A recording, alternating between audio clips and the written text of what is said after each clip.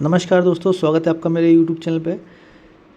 इस वीडियो में बिहार एपीओ का क्वेश्चन पेपर लगा रहे हैं और ये पेपर 2021 में कंडक्ट हुआ था, फरवरी 2021 में। ठीक है, टोटल 100 क्वेश्चन आए थे। तो ये जीएस का क्वेश्चन पेपर है, यानी जीएस का पोर्शन है। लॉ के पोर्शन को मैं इसलिए डिस्कस नहीं कर रहा हूँ क्योंकि अब कानून चेंज हो गया है। आईपीसी की जगह बीएनएस, पीएनएसएस और बीएसए ये नए वाले कानून आ गए हैं। तो अब नया कानून आया है तो नए नए क्वेश्चन आप लोग देखना, है ना। और मैं बता दूं, लॉ का पेपर ना इजी आता है बिहार में। बिहार यूपी सब जगह इजी आता है। लॉ तो कभी कठिन है ही नहीं। अगर आप बेरेट पढ़ के जा रहे हो तो लॉ से इजी मतलब कुछ है ही नहीं। जीएस देख लो यार, जीएस का लेवल बिहार में ज़बरदस्त है। यूपी में भी अच्छा आता है, यूपी का पेपर भी हाई लेवल का रहता है जीएस में, लेकिन बिहार भी मतलब पूरा टक्कर देता है यूपी को।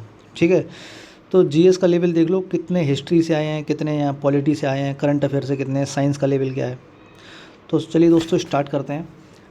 पहला क्वेश्चन है, ऋग्वेद में यज्ञ हेतु कितने प्रकार के पुरोहितों का वर्णन मिलता है। तो यज्ञ में ऋग्वेद में 4 प्रकार के पुरोहितों का वर्णन मिलता है और वो हैं होत, अध्वर्यु, उद्गाता, ब्रह्म। ये एंशिएंट इंडिया का क्वेश्चन है। जिन लोगों ने प्राचीन भारत पढ़ी होगी वो इसे जानते होंगे। अमर कोश में कितने प्रकार की भूमि का वर्णन मिलता है। तो अमर कोश में 12 प्रकार की भूमि का वर्णन मिलता है। तो ये किस पे बेस्ड था? ये जो भूमि होती थी ये फर्टिलिटी पे बेस्ड थी। वहाँ पे वाटर रिसोर्स कैसा था, या उस भूमि की यानी जो लैंड थी उसकी फिजिकल कैरेक्टर कैसी थी। ठीक है, तो अमर कोश में इतना याद रखो आप। रिपीटेड क्वेश्चन है ये रिपीट हुआ है कई बार। घटना चक्र जब आप इतिहास का पढ़ोगे तो वहाँ आपको मिल जाएगा।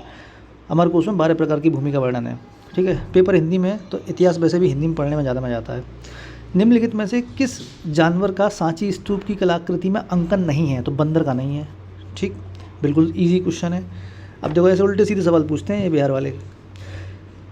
अगला क्वेश्चन है, कलिंग नरेश खारवेल की हाथी गुम्फा प्रशस्ति किस भाषा में है। तो प्राकृत भाषा में। काफ़ी इंपॉर्टेंट क्वेश्चन है और रिपीटेड क्वेश्चन है ये।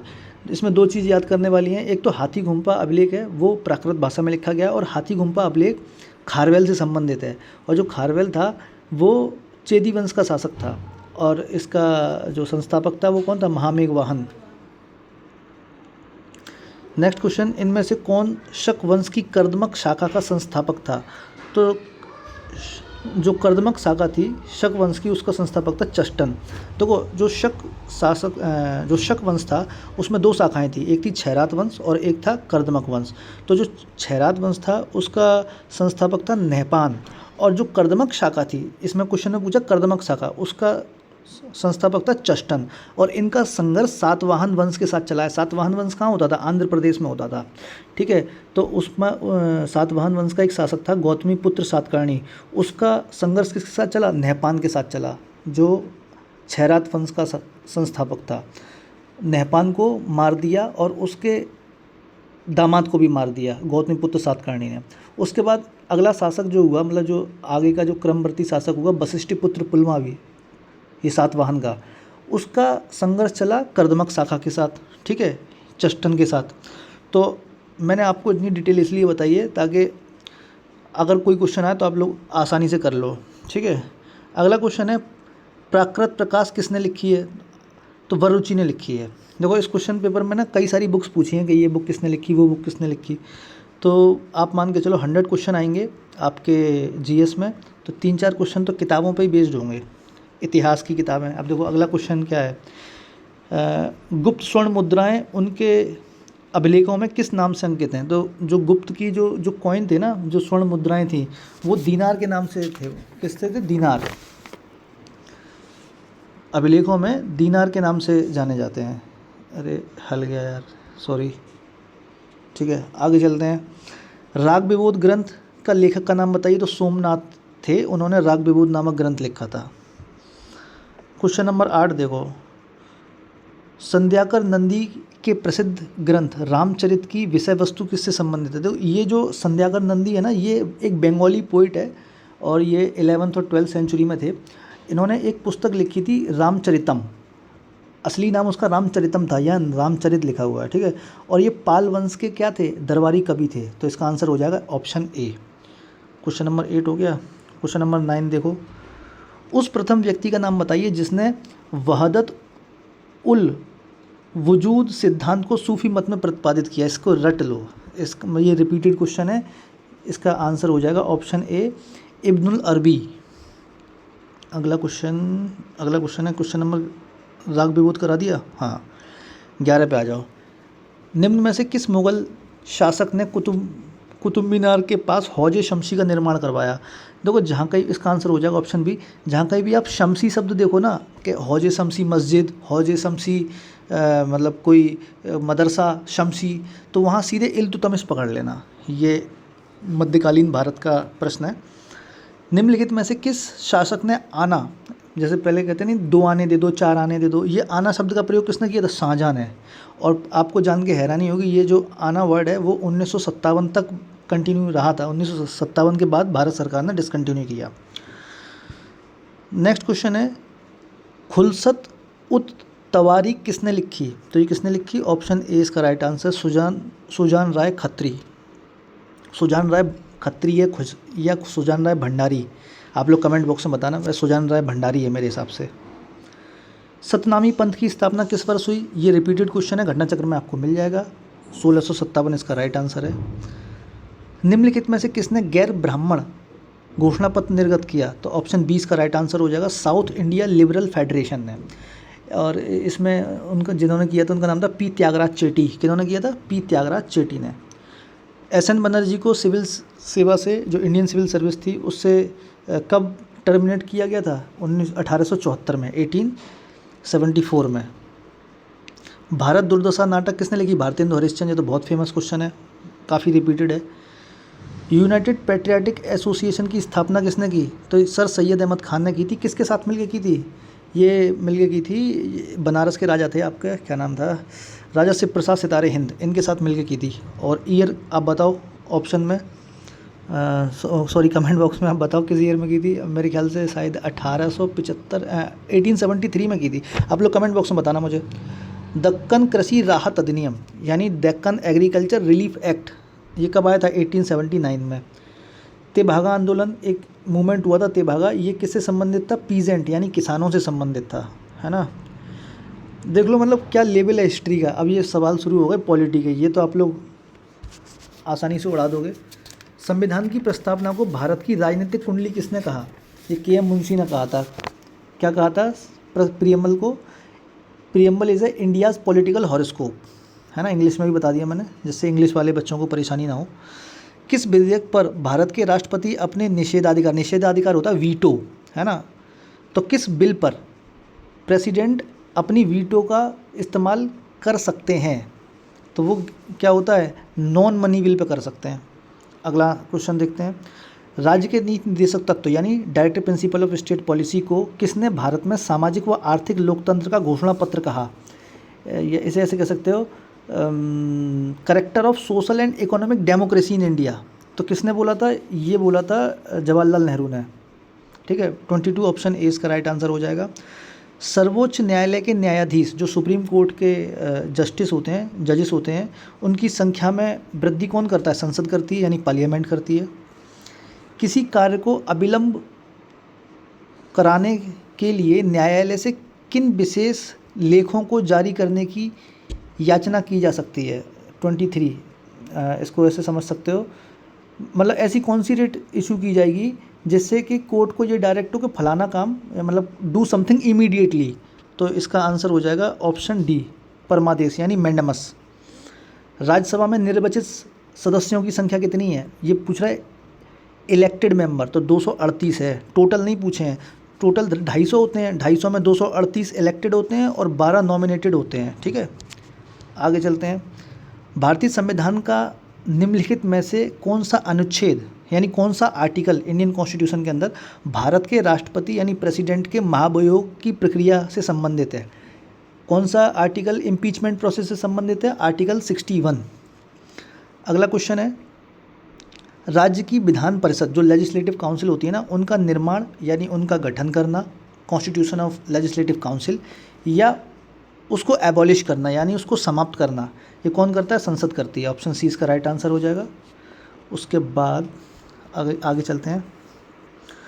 पिछड़ा वर्ग आयोग का प्रथम अध्यक्ष कौन था? तो काका कालेलकर साहब थे। ये कौन से ईयर में थे? ये आप मुझे कमेंट बॉक्स में बताना, ये भी पूछ लिया जाता है। भारत के संविधान का अनुच्छेद 312 में 33 नंबर पढ़ रहा हूँ। भारत के संविधान का अनुच्छेद 312 किससे संबंधित है? तो ये न्यू ऑल इंडिया सर्विस से संबंधित है। किससे? New all India service. Caste in Indian politics, देखो ये एक बुक है, है ना, कास्ट इन इंडियन पॉलिटिक्स, ये किसने लिखी थी? क्वेश्चन नंबर 30 पढ़ रहा हूँ मैं, ये रजनी कोठारी ने लिखी थी। ठीक, क्वेश्चन नंबर 30 के बाद अब आ जाओ आप 34 पे। भारत के राष्ट्रीय मानव अधिकार जो नेशनल ह्यूमन राइट कमीशन होता है ना, उनकी अध्यक्षता कौन करते हैं? उनकी अध्यक्षता करते हैं भारत के पूर्व मुख्य न्यायाधीश यानी ex chief justice of India. Question number 31 देखो, निम्नलिखित में से किस संवैधानिक संशोधन के तहत, यानी ऐसा कौन सा कॉन्स्टिट्यूशनल अमेंडमेंट था जिसमें पंचायती राज के अंदर महिलाओं को रिजर्वेशन प्रदान किया गया था? तो 73rd कॉन्स्टिट्यूशनल अमेंडमेंट था। अब आप लोग मुझे कमेंट बॉक्स में ये बताओ 74th कॉन्स्टिट्यूशनल अमेंडमेंट किससे संबंधित है? ये पूछा जा सकता है, बिल्कुल आ सकता है सवाल। क्वेश्चन नंबर 35 पढ़ रहा हूँ मैं, निम्नलिखित में से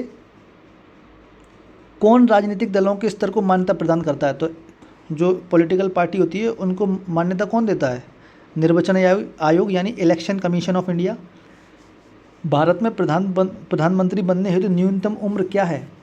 25 साल। यानी अगर कोई मेंबर ऑफ पार्लियामेंट जो बन जाता है 25 साल की उम्र में तो प्रधानमंत्री भी बन सकता है, बस उसके पास बहुमत होना चाहिए, है ना, मेजॉरिटी होनी चाहिए। अब देखो यहाँ से ये क्वेश्चन ना करंट अफेयर्स के शुरू हो गए हैं। एशिया का प्रथम देश कौन सा है जिसने समान लिंगों में शादी को, मतलब सेम सेक्स मैरिज के लिए अलाउ किया? तो उस टाइम 2021 में जब पेपर हुआ तो ताइवान ने दी थी, तो ये पूछ लिया था। यूरोप का सबसे धनी व्यक्ति कौन है? तो जेफ बेजोस कहाँ है? ये देखो ये एशिया के अंदर है, जेफ बेजोस। जेफ बेजोस उसका है यार, सॉरी ये अमेरिका का है, United states of America, Amazon का मालिक है। बिल गेट्स तो माइक्रोसॉफ्ट का है, तो ये भी अमेरिका का है, तो ये भी आंसर नहीं होगा। इसमें यूरोप का पूछा है ना, तो ऑप्शन सी इसका राइट आंसर हो जाएगा। ठीक, पर चूँकि ये करंट अफेयर का है तो अब तो करंट अफेयर नया ही आएगा, तो इसको तो आप छोड़ ही दो, बस एक नॉलेज के लिए पता रहना चाहिए। अब आप करंट अफेयर के क्वेश्चन देख लो, क्या क्या सवाल बिहार एपीओ में पूछे जाते हैं, खास करके यूपी वाले देख लो। तो जैसे एक क्वेश्चन है, ब्रिटेन की भारतीय मूल की प्रथम महिला गृह सचिव, तो वहाँ की कोई गृह सचिव बनी होगी, वो भारतीय मूल की होगी, तो नाम पूछ लिया। यूएई ने 40 नंबर पढ़ रहा हूँ मैं, यूएई ने कहाँ पर घोषणा की है कि देश में हिंदी अब तृतीय कार्यालयी भाषा होगी? मतलब यूएई ने 3rd ऑफिशियल लैंग्वेज घोषित कर दिया हिंदी को। कहाँ पे? आबू धाबी में। उस टाइम ये करंट में था तो इसलिए पूछ लिया था। उसके बाद देखो ये ऑस्कर से रिलेटेड एक क्वेश्चन पूछा है, क्वेश्चन नंबर 38 है ना। 41 तो पॉलिटी का क्वेश्चन है। भारत में जो धन विधेयक होता है यानी जो मनी बिल होता है उसे कौन पारित करता है? तो उसे स्पीकर करते हैं, माननीय जो अध्यक्ष होते हैं वो करते हैं, स्पीकर ऑफ लोकसभा, है ना। भारत के नए मुख्य सतर्कता आयोग यानी चीफ विजिलेंस कमिश्नर पूछ रहा है इंडिया के, तो कौन थे? उस टाइम संजय कोठारी बने थे, तो अब तो है ही नहीं। अब जो हैं उनको याद कर लो। क्वेश्चन नंबर 46 देखो, भारत का वह कौन सा प्रथम राज्य है, मतलब वो कौन सा पहला स्टेट है जिसने मसाला बॉन्ड बाजार में प्रवेश किया? तो मसाला बॉन्ड जारी करने वाला कौन सा पहला राज्य था? केरल है, याद रखना इसको, जीके के तौर पे पूछा जा सकता है। केरल से स्पेशल इकोनॉमिक जोन भी लगता है ना, SEZ जिसे कहते हैं। उसके बाद देखो आप स्क्रीन को पॉज करके देख लो किस तरीके के क्वेश्चन पूछे हैं।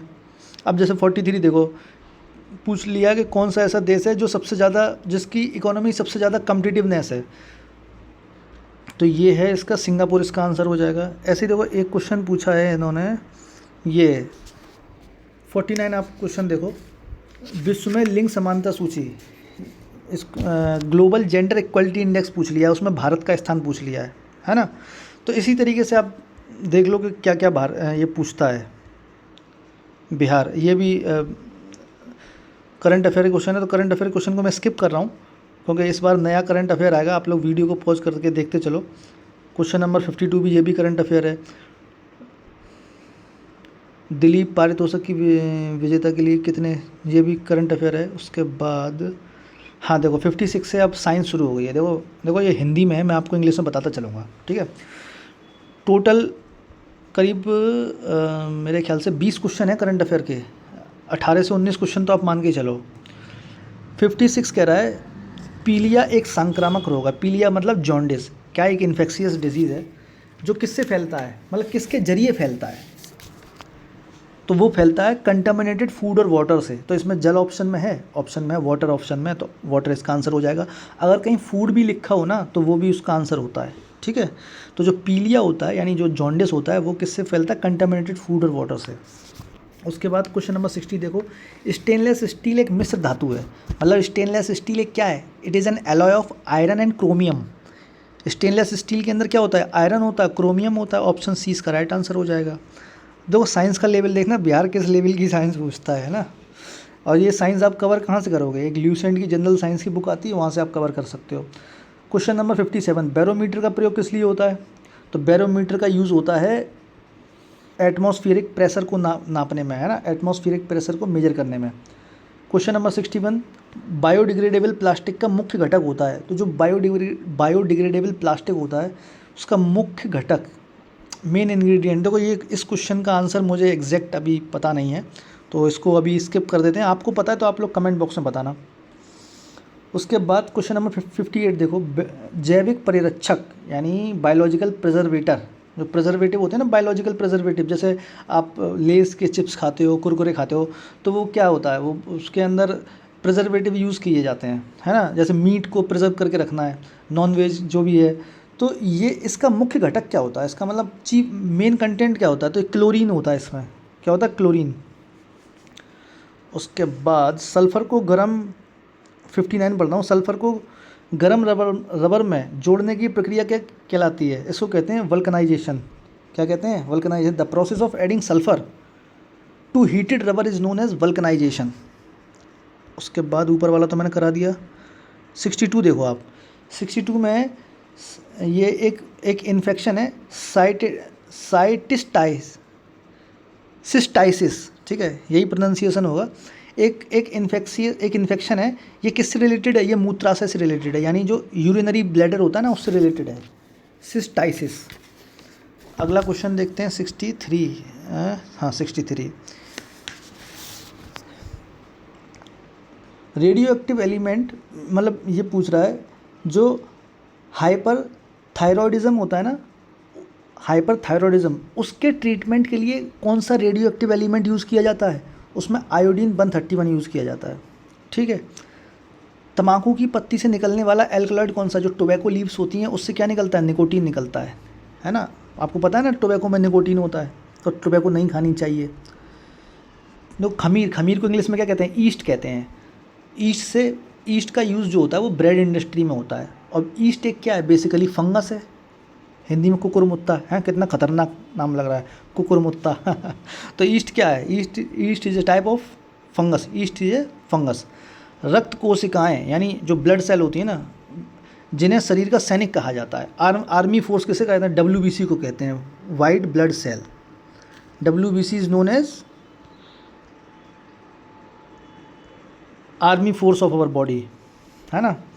ऑटोमोबाइल में उपयोग किए जाने वाले एंटी फ्रीज, अब जो ऑटोमोबाइल होते हैं जैसे बाइक है, कार है, उसमें एंटी फ्रीज एक एजेंट पड़ता है, वो होता है एथिलीन ग्लाइकॉल। अब एक चीज़ मैं आपको बता देता हूँ, जैसे एंटी फ्रीजिंग एजेंट होता है ना एथिलीन ग्लाइकॉल, ऐसे ही एक एंटी नॉकिंग एजेंट होता है जो कि पेट्रोल वाले गाड़ियों में पड़ता है। तो एंटी नॉकिंग जो एजेंट होता है उसमें बेसिकली क्या होता है? टेट्रा इथाइल लेड होता है। ये बहुत बार पूछा गया क्वेश्चन है, याद कर लो, टेट्रा इथाइल लेड, ठीक है। और एंटी फ्रीजिंग एजेंट कौन सा है इसमें? Ethylene glycol. निम्नलिखित में से कौन सा प्राथमिक रंग नहीं है? Which one of the following is not an primary colour? तो प्राइमरी कलर कौन से होते हैं? RGB, है ना, रेड ग्रीन ब्लू। अब रेड ग्रीन ब्लू तो है, पीला नहीं है, इसमें येलो नहीं है, तो 69 ऑप्शन डी हो जाएगा। उसके बाद कह रहा है कि मौसम के बारे में अध्ययन करने वाले वैज्ञानिकों को क्या कहा जाता है ना, यानी the scientist who study about weather are called as meteorologist. Option D right answer हो जाएगा। क्वेश्चन नंबर 70 देखो, एंडोथर्मिक अभिक्रिया में यानी एंडोथर्मिक रिएक्शन में क्या होता है? हीट एब्जॉर्ब होती है, यानी हीट इज़ एब्जॉर्ब, ऊष्मा अवशोषित होती है। ऑप्शन ए इसका राइट आंसर हो जाएगा। देखो दो तरीके की रिएक्शन होती है, एक होती है एंडोथर्मिक रिएक्शन और एक होती है एक्सोथर्मिक रिएक्शन। एक्सोथर्मिक रिएक्शन क्या होती है? It is a chemical reaction that releases energy, जो एनर्जी रिलीज करती है उसे कहते हैं एक्सोथर्मिक। और एक होती है एंडोथर्मिक। एंडोथर्मिक ऐसी केमिकल रिएक्शन होती है विच एब्जॉर्ब द हीट, है ना, दैट एब्जॉर्ब द हीट। तो यार ये 70 क्वेश्चन हो गए और वीडियो हो गई है 19 मिनट 40 सेकंड के आसपास की। ये आपको PDF कहाँ मिलेगी? ये PDF मिलेगी मेरे टेलीग्राम चैनल पे। टेलीग्राम चैनल का लिंक आपको डिस्क्रिप्शन में मिलेगा। कोई क्वेश्चन है, कोई क्वेरी है तो आप लोग मुझे मेरे डायरेक्ट इंस्टाग्राम अकाउंट में मैसेज करके पूछ सकते हैं। इंस्टाग्राम अकाउंट का भी लिंक आपको डिस्क्रिप्शन बॉक्स में मिल जाएगा। और अगर आपको वीडियो अच्छी लगी हो तो कमेंट बॉक्स में लिख देना, तो आगे के 30 क्वेश्चन भी हम लोग इसी डिटेल एनालिसिस के साथ करेंगे, तो आपको पता चल जाएगा बिहार एपीओ में जीएस का क्या लेवल है। तो दोस्तों इस वीडियो डिस्कशन में बस इतना ही था, ज़्यादा लंबी वीडियो होगी, आप बोर हो जाओगे। Thank you.